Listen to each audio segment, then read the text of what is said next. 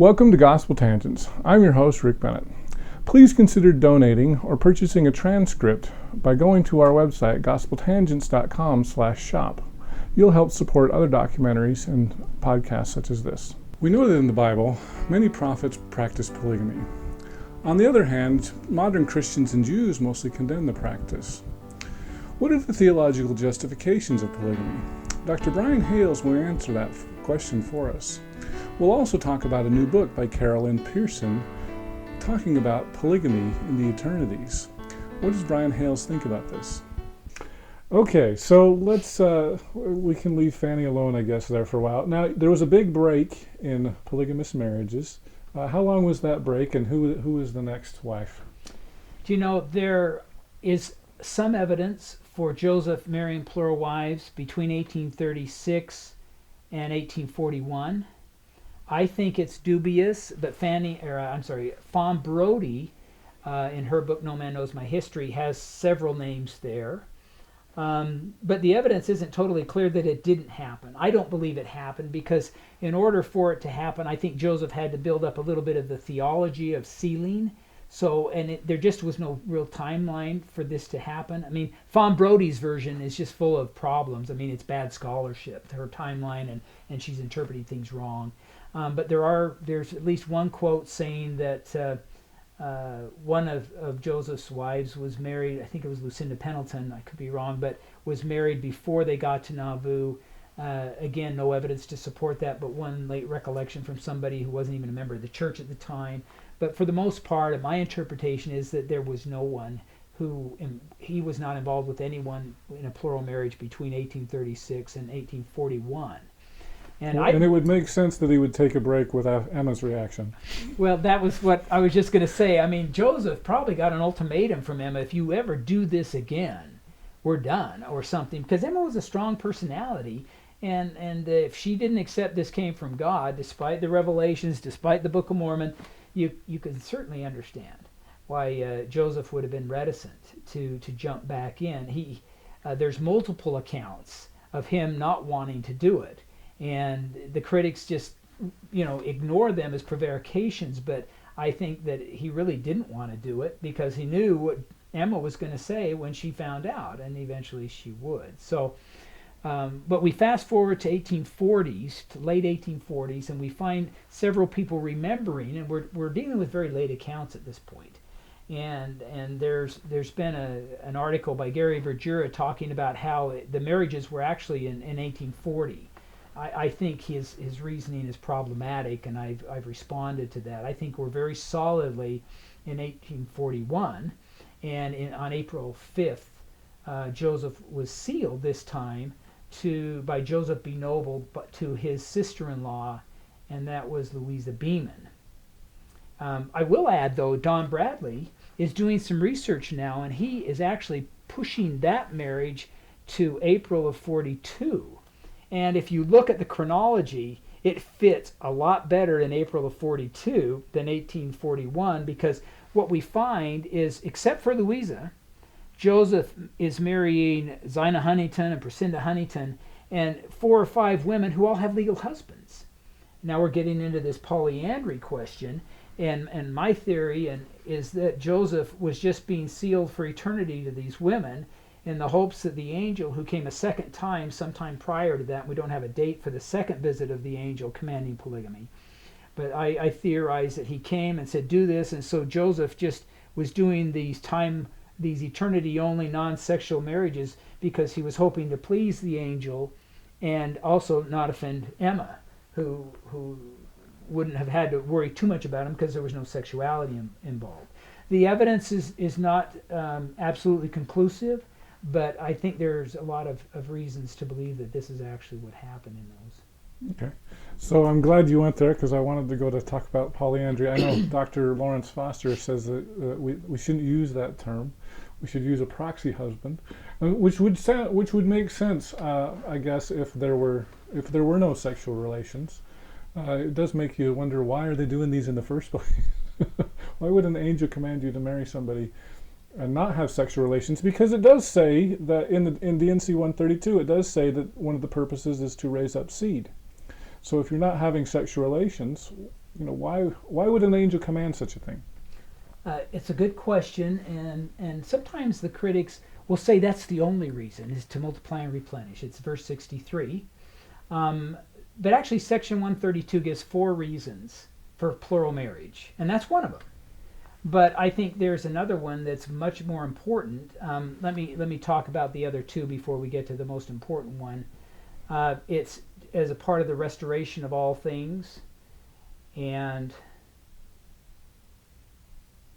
I'm blocking on the third one. The 4th one, though, the one that is the most important, is that, and it takes a little bit of history, but Joseph asks God about polygamy in verse 1.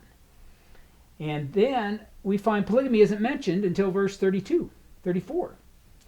But what we find is the answer to the question about polygamy is that God is talking about eternal marriage. Verse 7 talks about one man who has the keys. And then verses 8 through 18 give us 3 examples about what happens to associations or marriages that are not sealed by the authority of that one man. There's 3 examples there. When does God give us examples? I mean, he's trying to teach a principle here. And even in verse 18, he tells us that if a man and a woman are married for time and all eternity, but if that marriage is not through the one man who holds the keys, it's not valid, neither of force when they're out of the world. So the Lord is putting 3 exclamation points behind verse 7 that says there's one man on earth at a time who has this authority. And then in verses 19 and 20, it tells us of a monogamous couple who live worthily and are sealed by this authority. Then they are exalted. Then they become gods, and their marriage continues after death. But it's talking just about a monogamous marriage through all of this. But in verses 16 and 17, it tells us that if a person dies and they are not sealed by this authority, then they remain singly and separately without exaltation in their saved condition to all eternity, telling us that every person will need to be sealed in an eternal marriage. And so plural marriage ostensibly could allow every worthy person, assuming there are more worthy women than men.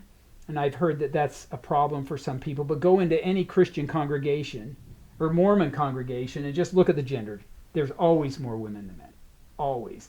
So this is a principle that reaches beyond death, far more important in my mind than multiply and replenish the earth. The idea, and I just was going to look up the 3rd reason here. So tell us about the 4 reasons in the Doctrine and Covenants for polygamy. Just to reiterate, the easiest one is part of the restitution of all things. And if somebody asks you, why did Joseph do it? The easy answer is, well, he was a prophet restorer, and the old prophets did it, and he restored it. Okay, that's not entirely nuanced, and some would say isn't even correct. I think it is, generally. A second one is it was a trial, and this is the one I couldn't remember. It presented a special trial. The Lord does do that. He gives different people at different times different kinds of trials. A third one was that was the one that I had talked a great deal about. It allows all men and women to enter into a marriage, even if it's as a plural wife. And then the third one was what we started with, the multiply and replenish the earth. Mm-hmm. So, and can I just add here, Rick, there's been a book written lately that assumes that eternal polygamy is a bad thing. And of course, on earth, polygamy is not fair. It's unequal. You could say it's sexist if you want, on earth. But I don't think that we know anything about eternal marriage, and we certainly don't know anything about eternal plural marriage. So to assume that that's a bad thing, that it victimizes women, and to assume that women should fear that, is to fear unknown things.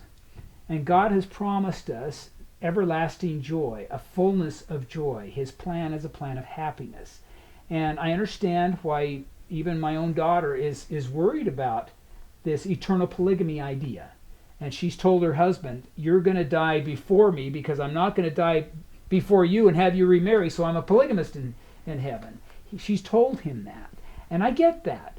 But at the same time, God has told us, and this is not speculation, that it's a fullness of joy, it's eternal happiness, it's exaltation for those who attain it. And I think we have to just take faith in these things that are promised us and try not to fear the unknown. And it may still be hard, but it is additional faith. I understand that, but I believe that whatever it is, and I have no desire to be a polygamist here or there, but I do believe that a woman is not going to feel victimized in eternity if she attains exaltation. And I think we just have to hold on to that and have faith that that is true, and then trust God. So I don't agree with this idea that we know what eternal polygamy is, and that we know that it's bad, and that we should fear it here today. Mm-hmm. I hope you enjoyed our discussion with Dr. Brian Hales. In our next conversation, we're going to talk about polyandry, the idea that a woman can have more than one husband. Did you know that Joseph Smith was secretly sealed to several women who were currently married to other men? We'll also ask about the idea that some have said that Joseph sent men on missions so that he could secretly marry their wives.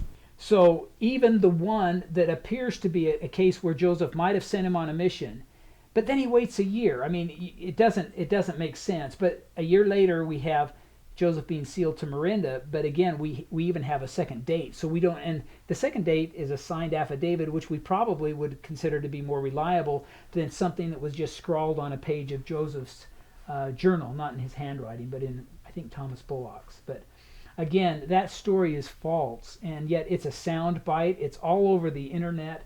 We've got to kill it. It's wrong. It's false. Joseph did not send men on missions so he could marry their wives, according to any reliable documentation.